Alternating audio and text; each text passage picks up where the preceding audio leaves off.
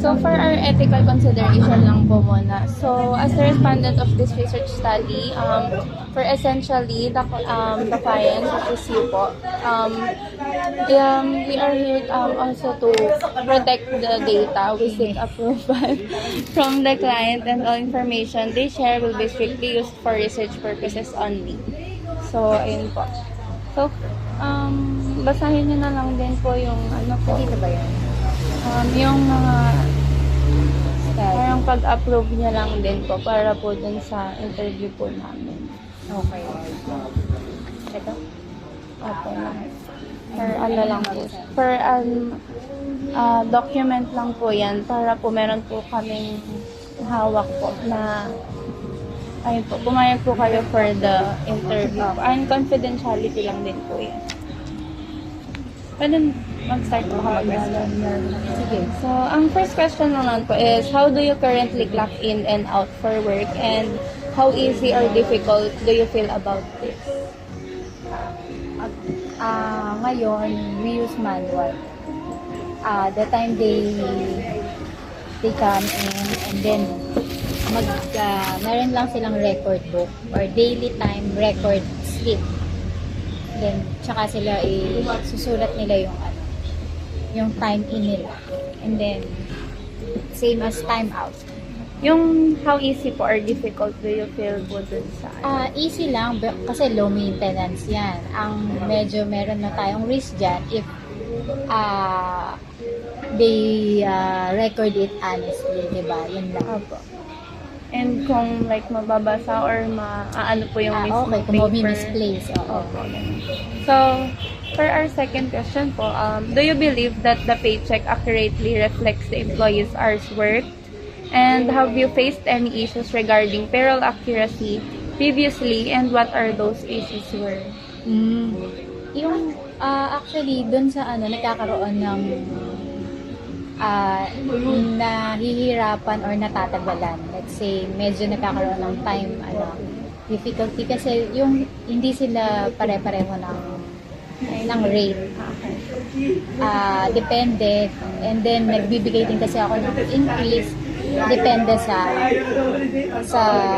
nila performance. So nagkakaroon ng hindi lang for example kung 5 days sila pareho, pero minsan iba yung rate nila. So yun nga, nagkakaroon lang ng difficulty sa computation dahil as of now nga, dahil manual yung namin, isa-isahin ko na ito, iba rate nito, iba rate nito. Yan. So, sa third naman po is, have your employees requested or wanted to see their personal attendance records? So, if yes po, gano po siya, how easy was it to give that information po? Yung employees? Opo. Kung nag-request po ba sila na makita po yung personal attendance record? Actually, open naman yun sa akin open siya. Yung 1 month nila na sleep, ayun yun, exposed naman sa kanila. So, fourth naman po is, have you ever used RFID technology before? Like transit cards, building access cards po? Not yet. So, ako, sa iba. Sa iyo po, personally. Sa iba, oo. Pero dito sa business, wala. Apo. So, for fifth naman po is, what is your opinion po regarding the use of RFID system po for recording your attendance and time work? Do you think po ba is yung work niyo po will be affected by the RFID-based po na attendance system? Siyempre, mas digital yan. Siyempre, mas magiging accessible or mas magiging mabilis talaga. Ganun naman yung effect ng digital to make things or to make the records easier. Ganun. Ano ko dyan. Yun. So, for sixth naman po is, what challenges do you face with manual attendance tracking and payroll po? Sa manual, syempre yung filing. Mag-ano yan ng mga i-profile mo pa, di ba? And then, ano pa ba? Yun nga, like kanina, kung ma-misplace, yun yung ano niya. And then, yun, hindi siya masyadong accurate. Or, let's say, ano tawag dito? Kasi, hindi siya pwede mong i-edit Opo. on the spot or, di ba? Unlike kapag recorded na, yun na yun. Yun ang yun lang naman. For 7 naman po, is your current system secure enough to prevent fraud or manipulation? Please share any concerns or example you have observed. As of now, since kaunti pa lang naman sila, less than 10, manageable pa. Yun ang ano ko, okay pa naman. Pero, yun nga lang, medyo, meron lang talagang meron lang konting time consuming. Yun ang sa payroll system. Yung 8 po, would you like to be notified of your clock in, clock out status? If yes po, which method would you like to would you like the most po? Notif saan yan? If ever po Sa cellphone or Opo. email? Opo. Or Maybe, pwede po, pwede. SMS or email po. Ganun.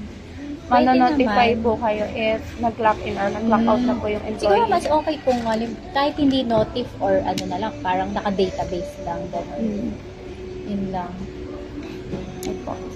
For last question naman po, how important is it for you to have easy access to your own work information through a user-friendly online system?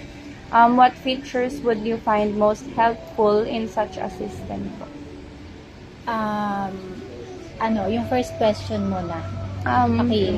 How important is it for you to have easy access to your own work information through a user-friendly online system? How important? Siyempre, important kasi finances, yan kasama yan sa sa business, yan ang gumagana dyan. Kumbaga, yun yung pinaka main ng business, yung mga finances. So, talagang important yan. Yung record niyan, must be detailed and accurate. For yung Next. what features would you find most helpful in such a system? Siguro yung yung magiging yung sa payroll kung magkakaroon ng summary report ng monthly basis nilang payroll, mas okay kung magtatrack ako ng mga expenses, ganyan, kasi syempre kasama yan. So, it's easier para hindi ko na iisa-isahin. O that week, magkano yung namin, yung payroll. O last month, ganyan. So, ayun. So, ayun lang naman po yung questions po namin. Kung meron pa po kayong gusto pong idagdag po ng mga features, pwede lang, kontakin nyo na lang po. Sige. So far, ano ba yung, niyo? Kasi- Ito, pipirmahin ko ba to? Ako. Tapos may nagpunta pala dito. Akala ko nga kayo yun. Hindi pala.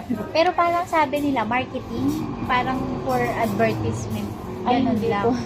Nag-video din sila. Nagtanong lang din naman ng questions. 3 lang. Kung parang paano ako nag-start ng business. Anong tips ko sa business. Parang ganon. Siguro parang marketing lang. Yun lang naman nag-video. Kala ko nga. Sabi ko, hindi ba kayo yun? Kaya naguluhan ako. Sabi ko, iba pala.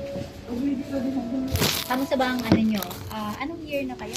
3rd year po. 3rd year IT po. college. No? Opo. Stop ko lang. Ah.